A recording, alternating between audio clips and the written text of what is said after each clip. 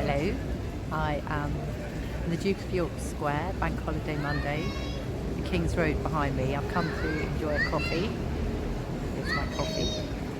And I first came to the King's Road when I was 14 in a shopping spree, and I had £5, which shows you how long ago it was. And with my £5, I was able to buy a long sleeve t-shirt and 2 pairs of loons. So you can try and guess what year that was by the loons for a start.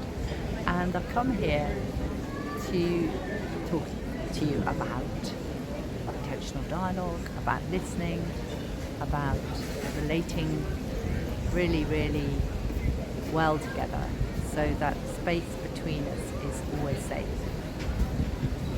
Ideally, we cross the bridge into one another's world, and we are able to really hear the other, and there is nothing that cannot be spoken about. That is the ideal, and that leads to really deep connections and deeper intimacy and safety and growth and possibility in every relationship, whether that's a professional one, a friendship, a love relationship. Well, it should all be love, really. Every interaction we have is coming from a lovely space. It changes everything. And so I'm going to give you some ideas and techniques to mean that your interactions, interaction by interaction, are healing ones and growthful ones, and lead to possibility and limitlessness and expansion. And it is possible to grow through every interaction. Oh! It's fine. No, I have a friend has arrived. That was a friend from the gym who came up to say hello with his wife, and he said, "Oh no, I ruined your video." And I said, "I'm making a video on communication and intentional dialogue. So if I said to you, 'Go away, you can't come and spoil my video,' then that would be very alien to what I'm talking about today." So,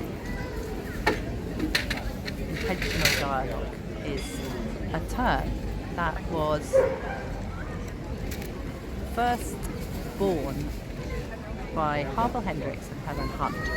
And they're a couple who developed the Imago Relationship Theory, which essentially says that all of our relationships, and particularly our most intimate ones, we will unconsciously be drawn to people who have characteristics of our caretakers when we were little.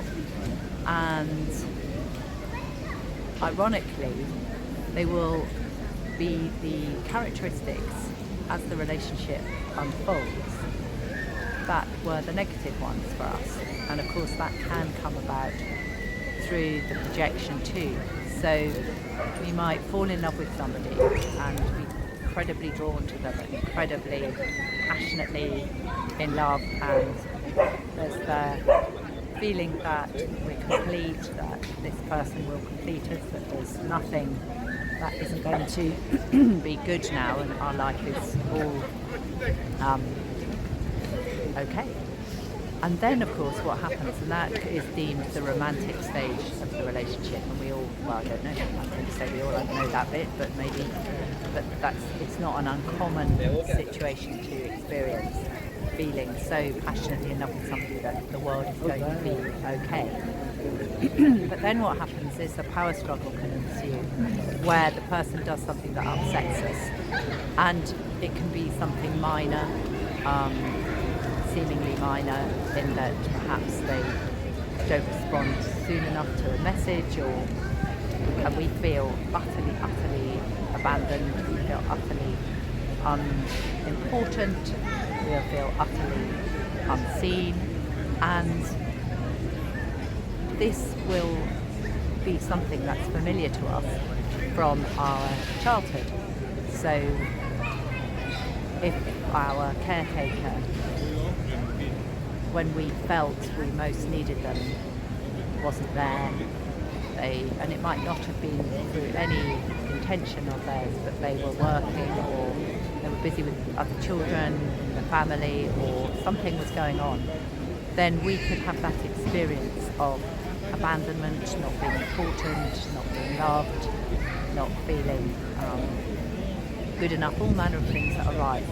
So the Imago theory basically says that that will happen in a relationship, that what can happen is the power struggle starts where the person does a thing that reminds us of something that happened in our childhood, and then what can then happen with a complementary adaptation is then we might either withdraw because we're upset, or we might battle the person and want to make them take notice of us. So we might hound them or get upset with them or get angry with them. And often the irony again of this is that the person opposite us in the mirror when we unravel this, you can find that person had something in childhood that was similar, in that perhaps if they didn't do what their mother wanted or their father wanted, the mother would, or father or caretaker would go on and on and on and on at them, or would blank them, and therefore they'll be having the same experience again as childhood, and people can play out a part in this loop. So that's the sort of background to the Imago theory. That's a very short background. I could... I'm in a playground. That's a short kind of summary, which I can talk more about another time. But therefore, that can be going on not just in intimate relationships, but it can be going on in our friendships, it can be going on in our work space. And therefore, the more we get to know ourselves, the more we get to know our own woundings and our own places where we get triggered, the more we can take responsibility when we feel upset if somebody doesn't get back to us, or if somebody is, seemingly either absent or tells us what to do, or criticises us, or any of these things we might react to. If we start to investigate it, then we can start to see where this comes from in our childhood. Again, I'm giving a very short summary of these, just to give the introduction into intentional dialogue. But these are things that, again, need more chatting about, more time, really. Just my background and my extras. I'm in a film, aren't I? And then I have my extras. There's that lovely dog, you see him behind me. So one of the ways to help with this in any relationship that holds the space still, and therefore the more aware we are, if we know that we react to things, if we're doing more intentional dialogue just on our own, just one of us, doing it on our own without having anybody to practice with, if we get more intentional, we can have it both as an arena to build bridges and cross the bridge as well into the world of another, as well as having the space to see if we react and to be able to work with clearing that reactivity when it arises. So intentional dialogue was created by Harville, Hendrix and Helen as one of the ways to really help with this power struggle, reactivity that goes on in relationship and that can cause such pain and damage in relating.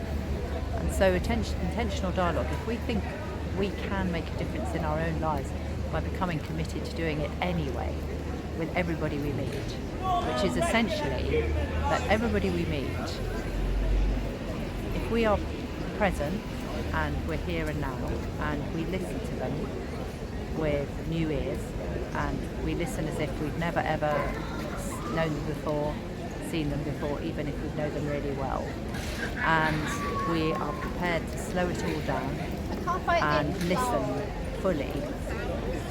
One thing we can feel, because it's very relaxing to listen properly to someone, also if any reactivity does happen within us, we can clear it. We can have the space to not act out of it and reenact a cycle, which you might go on and on in our lives. So the intentional dialogue is 3 phases. One is, well, of course, it's all properly listening. So properly being available to hear what someone's saying from their world, not your world. So we cross the bridge to their world, we listen to them, and we don't project our own thoughts onto it, our own judgments, our own assumptions, or even our own words and our own interpretations, because so often people will say something, and if you interpret it with your own words, it's very different. So it's very, very powerful. If somebody says, I felt really upset that I didn't get a promotion at work, and you say, oh, you were really angry you didn't get a promotion, that's a projection, and that's coming from your own interpretation of it, because they didn't say that. They might have felt angry, but you don't know that yet. So the first stage is properly listening and mirroring it back, so checking you've heard. Now, again, if you're practicing this with somebody who wants to practice intentional dialogue, you can slow it all down. And it's a bit like martial arts. To get a move really, really perfect, you practice it slowly. In fact, most things, you practice things really slowly. You know, you have drills and swimming and running, but practice the movements that then, when you can do it quickly, you're really good at it.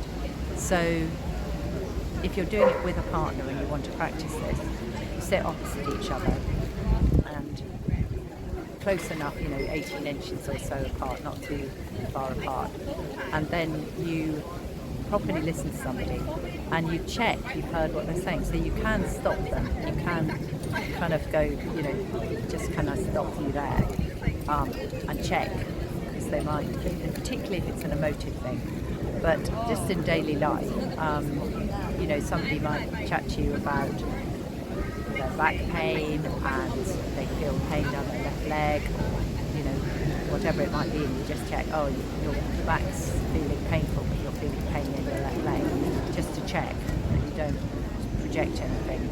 So you mirror it back to them, and you can do that, you can practice it without people really realising. If you're formally practicing intentional dialogue with somebody, it's good to really be accurate and get the absolute words, and it just practices for listening well to people. And then when you check that you've got everything, so if somebody you're wanting to work with something difficult emotionally, it's really important to have that commitment to saying nothing but just listening to the other person. Now this can take a lot of practice, because when people are emotionally upset it can be much harder to listen, but that's why it's really useful to practice intentional dialogue in everyday life. So when you've checked you've heard what they're saying, the next 2 stages are to validate it and then empathise. So they're different but similar. Validation is, even if you don't agree with it, understanding it from their perspective. So validation is, given that you were really, really busy, I understand why you didn't get the work finished that I asked you to. So you might not still like it, you might not still agree with it, but you can really get into their world. So that is the validation. I understand that, given that. Those are sort of sentence stems that help with that. And then the empathising is actually feeling it. Now empathy is different to sympathy, because with empathy you are getting into the shoes of the other, not as you, but as them. Sympathy, often you jump into the pit because it's something to do with you. You go, oh God, I know exactly how you feel. You're not necessarily feeling exactly how they feel, you're feeling how you feel. So it's kind of you jumping into the pit with somebody. Empathy is properly feeling your body, what that might feel like for that person. Get into their shoes and go, oh gosh, I imagine that felt really hard, or I imagine that felt really confusing, and then check whether they did feel that, and they said, yeah, it did feel confusing, but it also felt incredibly disempowered. And so you really, really hear somebody, you really understand somebody, you really empathise with somebody. It's incredible, the connection. It also can grow you, because it's very relaxing listening properly to someone. And also, if there are any triggers in you, as you listen, you've got time not to act out to them, but to take a big deep breath, just keep listening, just keep still, just keep present, and miracles can happen. They really can. And so if you want me to speak any more or more detail, please do let me know. And as I said, the two things I said at the beginning need more, could have more said about them anyway. But the listening changes everything. We can heal ourselves, we can heal each other, we can heal the world, interaction by interaction by interaction.